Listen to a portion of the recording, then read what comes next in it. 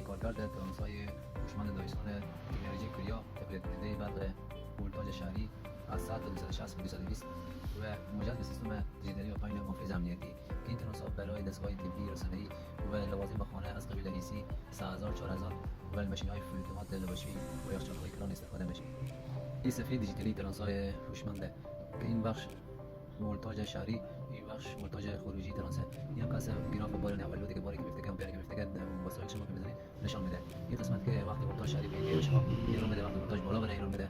و قسمت عددی ترانس هست دو بخش داره، یکی بخش اینپوت یک بخش آوتپوت.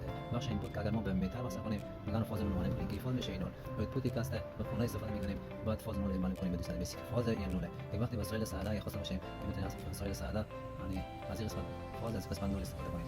که این ترانس هست اولا ما ترانس به برق وصل میکنیم یا برق شهری یا یک ساکتی که برای استفاده اون اولا ما یک اینجا قسمت یک سویچ داره تعبیر دیلی که میتونیم از وقتی سویچ داخل فشار دیم فیز بالا کنیم ترانس ما که این ترانس بعد از 250 ثانیه که میره به خروجی میده.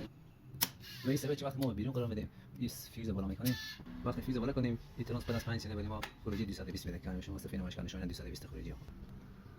و در این قسمت کسی یک سویچ دیگه هم داره که وقتی ما از ترانس استفاده میکنیم لینا ما همه چیز وصله میتونیم که میگه برق شهری استفاده کنیم فیز بالا میکنیم شما چین میکنه برق شهری نمونه که ساکت یا لینا خوب کنیم شما برق شهری تو چین میده. که این قسمت کسی یک ساکت 220 هم که داره 220 میده هم سیستم فانی کنه. این هم صفحه نمایش ترانس‌های SVC موتورایز 5 کیلووات